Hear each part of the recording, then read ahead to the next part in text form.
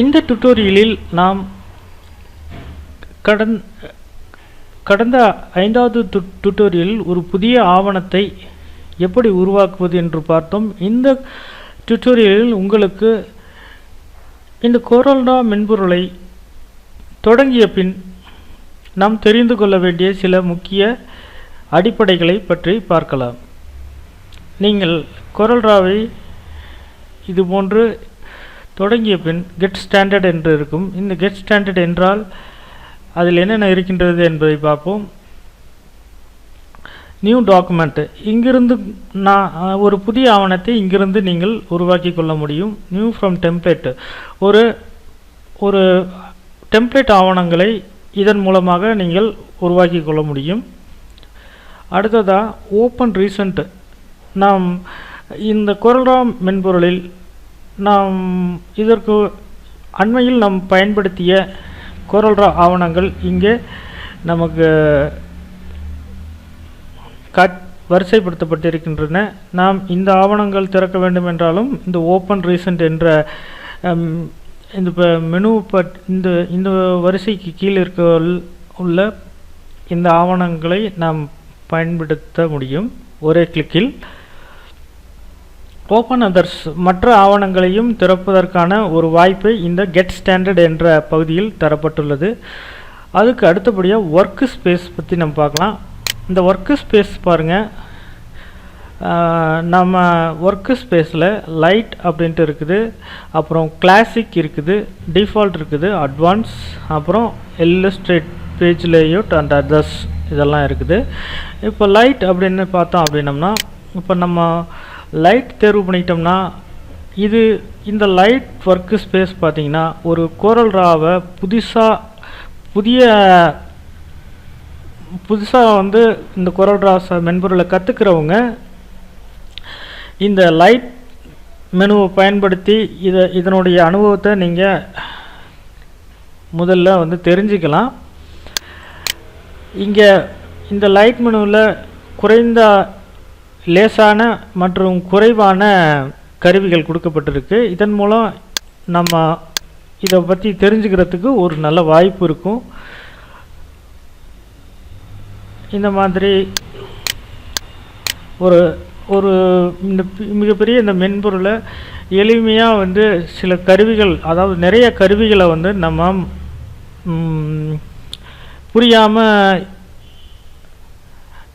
இருக்கிறதுக்கு இந்த லைட் மெனுவிலேருந்து நம்ம ஆரம்பிக்கலாம். லைட் மெனுவிலேருந்து ஆரம்பிக்கிறப்போ ஒரு சில குறிப்பிட்ட இந்த கருவிகளை நம்ம நல்லா பயன்படுத்திக்கிறதுக்கான ஒரு வாய்ப்பாக இங்கே நமக்கு கிடைக்கிது இந்த லைட் மெனு, இந்த லைட் ஒர்க் ஸ்பேஸில்.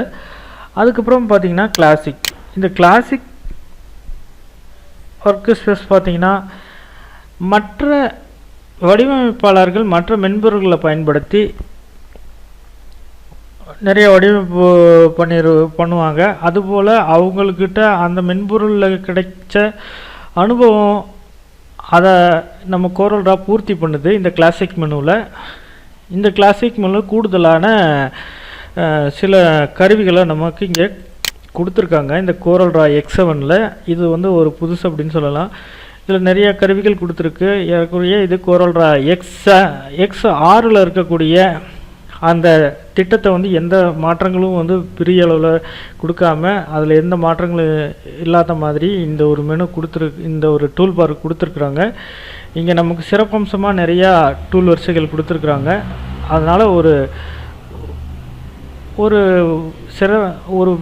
வடிவமைப்பாளர் இந்த கருவிகளை பயன்படுத்துறது அவருக்கு ஒரு தனி எக்ஸ்பீரியன்ஸை இந்த கருவிகள் மூலம் CorelDRAW நமக்கு இங்கே கொடுக்குது. அடுத்தபடியாக பார்த்தீங்கன்னா டிஃபால்ட் ஒர்க் ஸ்பேஸு. நீங்கள் இங்கே டிஃபால்ட் ஒர்க் ஸ்பேஸை கொடுத்துட்டிங்கன்னா டிஃபால்ட் ஒர்க் ஸ்பேஸ்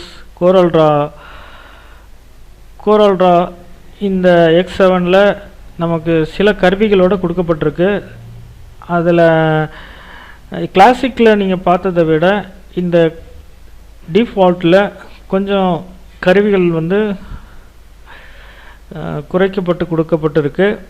அதனால் இந்த ஒவ்வொரு ஒர்க் ஸ்பேஸ்லையும் எப்படி நீங்கள் ஒர்க் பண்ணுறது அப்படின்றத நீங்கள் அனுபவபூர்வமாக பார்க்கலாம். அதுக்கப்புறம் அட்வான்ஸ், அப்புறம் இல்லுஸ்ட்ரேட், இந்த இல்லுஸ்ட்ரேட்டிவ் பேஜ், இது போன்ற வேலைகளுக்கு இந்த அந்தந்த வேலைகளுக்கு தகுந்த இல்லுஸ்ட்ரேட் வேலைகளுக்கு தகுந்த மாதிரி இங்கே டூல்கள் வந்து நமக்கு வரிசைப்படுத்தி கொடுக்கப்படும்.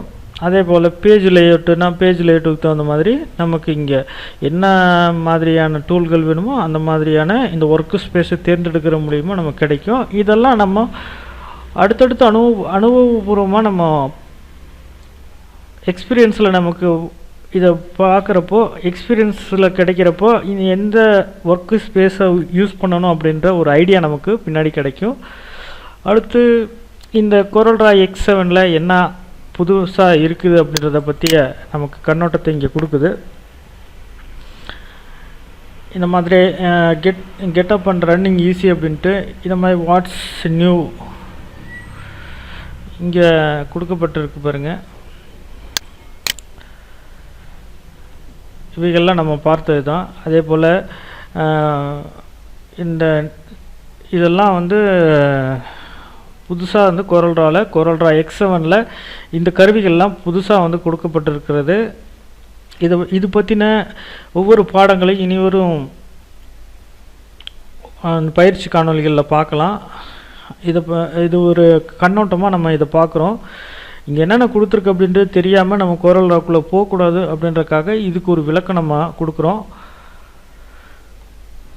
இந்த மாதிரியான மல்டி சீட்டு லைசன்ஸ் இந்த மாதிரியான கொடுத்துருக்காங்க. ஓவர்ஃப்ளோ பட்டன்ஸ் எல்லாம் இங்கே கொடுத்துருக்கு பாருங்கள். இந்த மாதிரியான கமாண்டு பாக்ஸ், டைலாக் பாக்ஸ் எல்லாம் இங்கே கொடுத்துருக்கு. இதுதான் அந்த நியூவில் இருக்குது. அப்புறம் இந்த சேவ் பேட்டர்னில் வந்து ஒரு பேட்டர்னை வந்து சேவ் பண்ணிக்கிறதுக்கு உண்டான இந்த டைலாக்ஸ் எல்லாம் வந்து இந்த CorelDRAW X7ல் ரொம்ப அழகாகவே கொடுத்துருக்குறாங்க. அப்புறம் எடிட் ஃபில் இந்த மாதிரியான டைலாக் பாக்ஸ் வந்து இந்த பிட்மேப் பேட்டர்ன் ஃபில்லை வந்து கொடுத்துருக்காங்க. எடிட் ஃபில் டைலாக்ஸ் வந்து இங்கே கொடுத்துருக்காங்க பாருங்கள். இதெல்லாம் வந்து CorelDRAWவில் புதுசாக X7ல் கொடுத்துருக்காங்க. இங்கே நீங்கள் கவனிக்கலாம், நிறையா இங்கே புது விஷயங்கள் வந்து இந்த CorelDRAW X7ல் கொடுத்துருக்காங்க. இந்த மெனுக்கள்லாம் நம்ம இந்த டைலாக் பாக்ஸ் எல்லாம் நமக்கு ரொம்ப உபயோகமாக இருக்கும். இதை அடுத்தடுத்து வரக்கூடிய காணொலிகளை பார்க்கலாம். அதே போல் டிரான்ஸ்பரன்சி பண்ணி பண்ணுறதுக்கு இங்கே கொடுத்துருக்காங்க. அவுட்லைன் பொசிஷனை வந்து நம்ம இங்கே மாற்றிக்கலாம். இந்த அவுட்லைனை பொசிஷனை பற்றியெல்லாம் வந்து பாடங்கள் அந்த பயிற்சி பாடங்கள் பார்க்கலாம். இந்த அவுட்லைனுங்களை எந்தெந்த முறையில் பாருங்கள். இங்கே அவுட்லைனை உள்பகுதியில் கொண்டு வந்துக்கலாம், அப்புறம் வெளிப்பகுதியில் கொண்டு வந்துக்கலாம். அதை ரெண்டுக்கும் பொதுவாக அவுட்லைன்களை இந்த மாதிரி கொண்டு வர முடியும். இந்த மாதிரி வகைப்படுத்தி கொடுத்துருக்காங்க 3 வகைகளாக. அது பற்றிய இங்கே உங்களுக்கு தெரியுது. என்னுடைய கர்சரை நீங்கள் கவனிச்சிங்கன்னா தெரியும். இந்த இடத்துல வந்து அந்த ஆப்ஜெக்ட் ப்ராப்பர்ட்டிக்கு உண்டான இந்த பாக்ஸ் எல்லாம் வந்து இந்த CorelDRAW X7ல் புதுசாக கொடுத்துருக்குறாங்க. அப்புறம் ஃபாண்ட் ப்ளே கிரவுண்டு கொடுத்துருக்காங்க. இந்த மாதிரி ஒரு ஃபாண்ட்டை வந்து செலக்ட் பண்ணோம்னா அதனுடைய ப்ளே கிரவுண்டு எப்படி இருக்கும் அப்படின்றத பற்றியெல்லாம் இங்கே தெரிகிற மாதிரியான ஒரு அம்சங்களை கொடுத்துருக்குங்க. இன்னும் கீழே இந்த CorelDRAW X7ல் பாருங்கள், இது போன்ற நிறையா விஷயங்கள் இங்கே CorelDRAW X7ல் கொடுத்துருக்காங்க. நமக்கு இங்கே கொடுத்துருக்க மாதிரியான ஃபைல் மெனுஸு அதெல்லாம் கொடுத்துருக்காங்க. மைக்ரோசாஃப்ட் விசுவல் ஸ்டூடியோ இதில் கொடுக்கப்பட்டிருக்கு. அதுக்கப்புறம் இந்த மாதிரியான அலைன் டிஸ்ட்ரிபியூஷன் பற்றின இந்த டைலாக் பாக்ஸ் இங்கே வந்திருக்கு CorelDRAW X7ல். இதை பற்றி நம்ம ஒவ்வொரு இதுலேயும் பார்க்கலாம். இன்னும் இது போன்ற லேயர்ஸு, கலர் ஸ்டைல்ஸ் வந்து இந்த மாதிரி டிஃப்ரெண்ட் பண்ணக்கூடிய இந்த ஒரு சப்ஜெக்ட் கலர் ஸ்டைல் டாக்கர் கொடுத்துருக்காங்க. அப்புறம் அனாலகிஸ் இந்த கலர் ஸ்டைல் அண்டு ஹார்மோனியன்ஸ் கலர்ஸ் பற்றின இது கொடுத்துருக்குறாங்க. இந்த மாதிரி இங்கே இருக்கக்கூடிய சிறப்பம்சங்கள் எல்லாம் உங்களுடைய இதிலேருந்து பார்க்கலாம். அப்புறம் இந்த QR கோடு பற்றின ஒரு டீட்டெயிலும் இங்கே CorelDRAW X7 கொடுக்கப்பட்டிருக்கு. இதெல்லாம் வந்து இந்த CorelDRAW X7 புதுசாக கொண்டு வந்திருக்காங்க.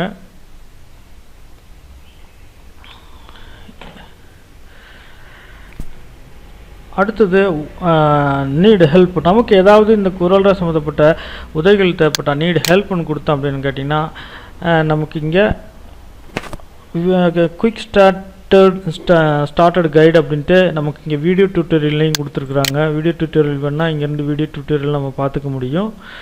அதே போல் வீடியோ ஹிண்ட்ஸ் அப்படின்னா இந்த ஹிண்ட்ஸை பற்றின இந்த வீடியோ எல்லாமே ஹிண்ட்ஸ் குறிப்புகள் வந்து நமக்கு இங்கே கிடைக்கும். அதே போல் ப்ராடக்ட் ஹெல்ப், இந்த CorelDRAW பற்றின ஹெல்ப் வேணும் அப்படின்னாலும் இந்த ப்ராடக்ட் ஹெல்ப் வந்து நமக்கு இங்கே கிடைக்குது. அதை நம்ம பயன்படுத்த முடியும். ப்ராடக்ட் ஹெல்ப்பில் கிளிக் பண்ணி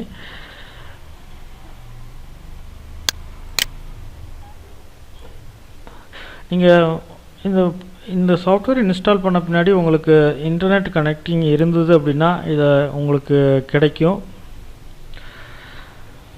இன்டர்நெட்டில் கனெக்டில் வச்சிட்ருக்கப்போ உங்களுக்கு இந்த ப்ராடக்ட் ஹெல்ப் எல்லாம் வந்து கிடைக்க வரும்.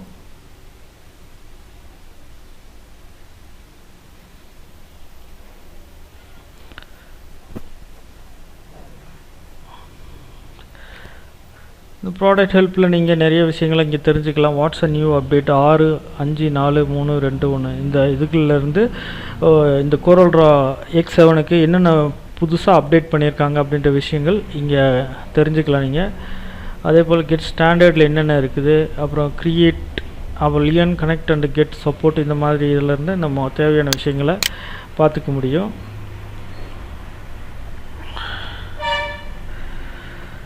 இது விண்டோஸ் 10 ஆர்லேருந்து விண்டோஸ் 10 சர்டிஃபிகேஷன் பற்றி இங்கே இருக்கக்கூடியதெல்லாம் நீங்கள் இன்டர்நெட் கனெக்ஷன் போட்டு இதை பற்றி நீங்கள் இப்போ உங்களுடைய கணிப்பொறியில் விரிவாக பாருங்கள். கீழே வந்து பார்த்தா ப்ராடக்ட் ஹெல்ப் இருக்குது, அப்புறம் இன்சைட்ஸ் இருக்குது, அப்புறம் டிப்ஸ் அண்ட் ட்ரிக்ஸ் எல்லாம் இங்கே இருக்குது. இந்த டிப்ஸ் அண்ட் ட்ரிக்ஸ் எல்லாம் வந்து நம்ம கற்றுக்கலாம். இங்கே இருக்கக்கூடிய டிப்ஸ் அண்ட் ட்ரிக்ஸ் எல்லாம் நம்ம யூஸ் பண்ணி பார்த்துக்கலாம், கற்றுக்கலாம். இதெல்லாம் நம்ம CorelDRAWவில் வந்து நம்மளை இன்னும் வந்து நல்ல நேர்த்தியாக ஒரு தரமான வடிவமைப்புகளை உருவாக்குறதுக்கான பயிற்சிகள். இந்த பயிற்சிகள்லாம் நம்ம சரியான முறையில் கற்றுக்கணும். அப்புறம் கேலரி பாருங்கள், CorelDRAW X7 என்னென்ன கேலரியில் என்னென்ன இருக்குது அப்படின்றத பற்றின இந்த மாதிரியான புதுமைகள்லாம் இந்த CorelDRAW X7 இருக்குது.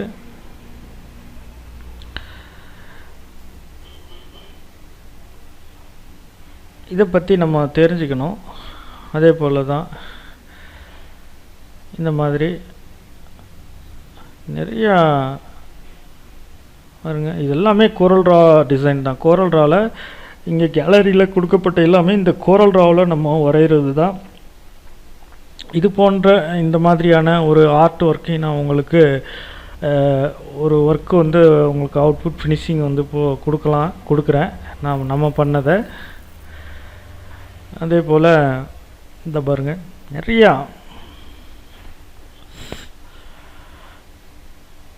இந்த மாதிரி கேமிங்க்கான பிக்சர்ஸ், இந்த மாதிரி இதெல்லாமே CorelDRAWவில் வடிவமைக்கப்பட்டது தான். இது கூட CorelDRAWவில் இந்த மாதிரியான ஆர்ட் ஒர்க்லாம் CorelDRAWவில் ஒர்க் பண்ணப்பட்டது தான். இதெல்லாம் கேலரியில் ஸ்டோரேஜ் பண்ணியிருக்காங்க. ஒவ்வொரு ஆர்டிஸ்ட்டும் Corel ஆர்டிஸ்ட்டும் இந்த மாதிரியான படைப்புகளை வந்து CorelDRAW கொடுத்துருக்காங்க. அப்புறம் அப்டேட்ஸை பற்றி பார்த்தோம் அப்படின்னம்னா, இங்கே அப்டேட்ஸ் ஏதாவது நமக்கு CorelDRAW சம்மந்தமாக ஏதாவது அப்டேட்ஸ் கிடச்சிருந்ததுன்னா அந்த அப்டேட்ஸை நம்ம கொடுத்து வச்சுருந்தோம் அப்படின்னோம்னா நமக்கு அப்டேட்ஸ் கிடைக்கும். அப்புறம் CorelDRAW.com அப்படின்ட்டு இந்த இணையதளத்தில் நமக்கு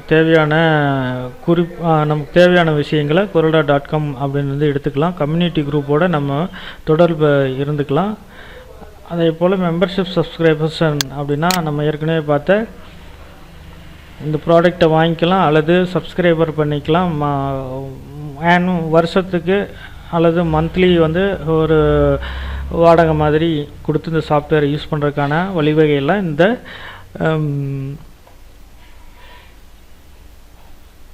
X7 CorelDRAW X7ல வந்து புதுசாக வந்து கொடுக்கப்பட்டிருக்கு. தொடங்குறதுக்கு முன்னாடி இந்த விஷயங்களை நம்ம தெரிஞ்சுக்குவோம்.